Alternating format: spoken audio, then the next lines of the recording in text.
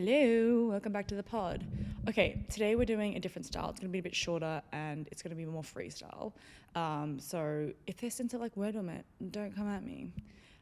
So I have always had this idea and vision of being self-employed. That is, I think my long-term goal is to be self-employed and be like unrestricted. And I don't know why. I feel like growing up, I never felt a great sense of like pressure to be boxed in or to go into like a field where I knew how everything would play out for me. I just found it very very uninteresting and very unexciting for myself.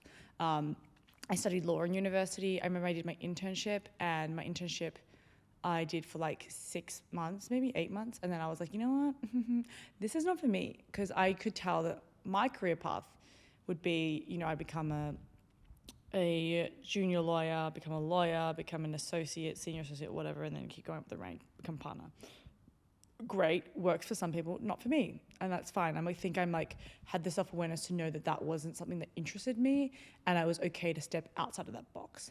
And I would like to give myself credit, because I don't think that many people have the confidence to kind of like step outside of the box and say like, oh, that's not interesting for me, and be like okay with looking for something else that would serve them better. So I've spoken about before, I think like my career journey has definitely been more like definitely not linear, really non-linear. I've really like just kind of see where it takes me, follow what I'm interested in. And so because of that, I feel like I have been always more geared towards being self-employed eventually. What that means, how that looks, I think I'm still trying to figure out. And I think that in doing this like discovery of figuring out like what does self-employment look like, how does that present for me and how does that work for me, has been an interesting discovery of like all these different opportunities that there are out there. And I'm sure you guys have all been on YouTube before, or like seen videos on some sort of social media platform where it's just like how to like become a millionaire at the age of 23. Like, here are my 10 different streams of income. And of course I've clicked into those before, because who wouldn't? They're very like, it's very enticing and interesting, because you're like, I wouldn't mind that. And in those videos, I think everyone's really generally quite broad, even if they went into a lot of detail. It's not like, I think a lot of people go into these videos looking for like a how-to guide, but their videos are more just like, here's all the things that I do. And it's like investments, it's like a creative thing, it's like their job, it's, selling random stuff like drop shipping and things like that. And I think those are super interesting. I like watching them because I think it really opens up my perspective as to like what is out there. But what I would say is I have actually tried like some of those things, and what's tricky is actually getting a business off the ground, regardless of what it is still very time consuming. And so there are no shortcuts to making income, I think. Still, like, there still requires some sort of like churn and grind to get the outcome that you want. So then I think the next question is like, I'm totally okay with like grinding and like churning away, but it's like, I think there's this like very romanticized idea of being able to do a business that is sexy, right? Like, so maybe you have an awesome tech company that you start up. Great, good for you. Maybe you start an awesome retail online brand. Amazing, good for you. You start like a skincare brand that somebody like really needs and utilizes. You start a really cool restaurant chain. Like, I feel like these are all things that we perceive as sexy because they're, I guess, a high volume consumer product, but also something that's like on a marketing level really easy to put out there.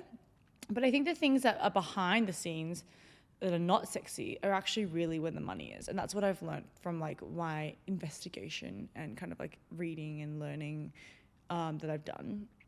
So then I think, the question is like, are you willing to do something that is not sexy? Because a lot of people want to have this romanticized idea of having a business, saying I'm a business owner.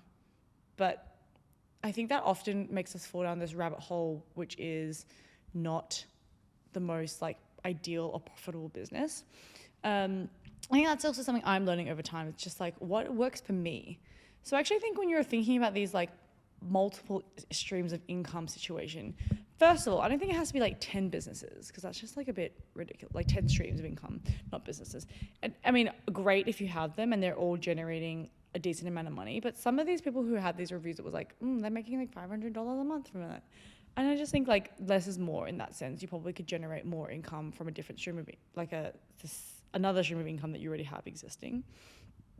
And so I think when I like step back and look at it, I'm like, okay, yeah, I want to have like multiple streams of income, but what has to just drive that decision is like the livelihood that you want to have. Because great, I think a lot of people want to be like millionaires, whatever. But for me, I think like setting them aside the like money, I actually don't think about the money when I think about having multiple streams of income, like a dollar value. I'm not like, oh, I want to have like X amount of money so I can do this. My view is actually I look at the livelihood I want and the life that I want. So actually what I want is geographical freedom, freedom of time. Yeah, I think just like freedom of movement and freedom of time for me is really, really like important, because for me that unlocks the ability for me to do what I enjoy and do what I like to do.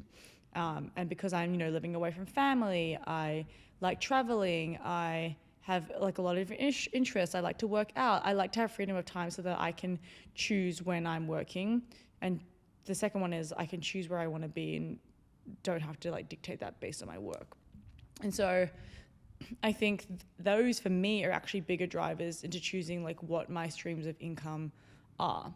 And I think that's a step that people like really miss in those videos or those tutorials where they're sharing like what their streams of income are. Because I think unless you really know what the livelihood is that you're trying to drive for yourself, then it's really hard to choose your streams of income, because then your streams of income will end up boxing you in to a lifestyle. And I mean, like the other day I saw this girl who was like, oh, I had like started up a really great business, whatever. She grinded really hard. And then she was like, but once I reached the top of that mountain, I realized like there are so many other things that I want to be doing that's like so not money oriented. And she was still limited and not able to do that, like spend time with her family, travel, see friends, like things like that. And so that's why I think your values of like what is the livelihood that you want to have has to come first, because that can really help drive like where you're putting your attention and your money towards. So in saying that, I think for me, I think that like having maybe say 4 streams of income would be amazing. Like have some income that's like investments and it just sits there and it grows over time. Then you have like an online business where you're not having to manually do anything. You're just like, there's no like physical manual work done. It's like maybe online, you do the stuff, you repair it, and then it just runs on its own. And then you might have your actual full-time job, and then you might have something else that maybe it's like a passion project or something that's interesting to you that it can be like your stream of income. And I think when I bring up the word passion, I think that's another thing I think about is like, can you really make money from like passion projects and hobbies? Potentially. I think it really depends on how good you are at it.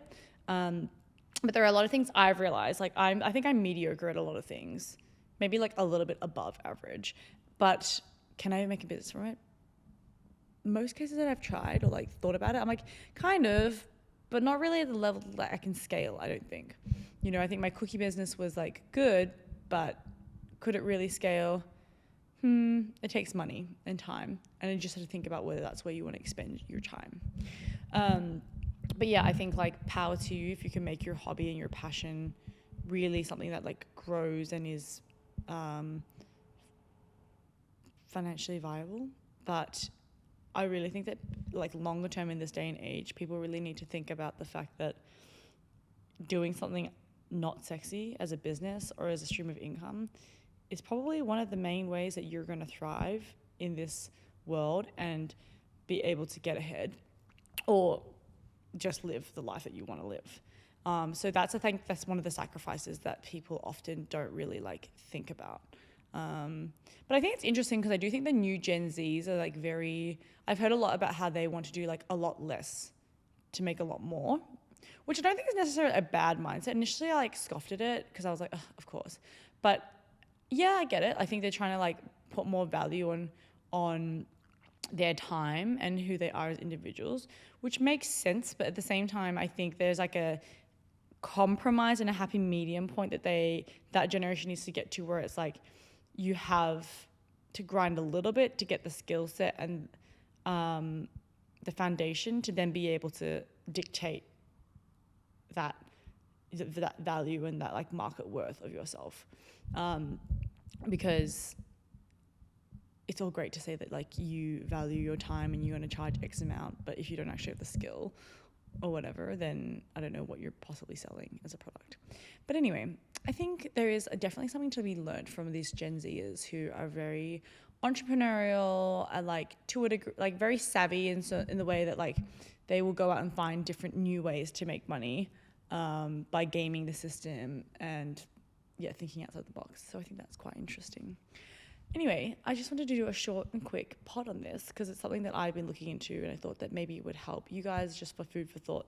Of thinking about like different streams of income from a different view and putting like livelihood first and identifying like what is that life that you want to live, how do you want to exist, and then let that lead what you do for work or business or different streams of income, like, and how you look for those opportunities. Anyway, thanks for listening. Bye.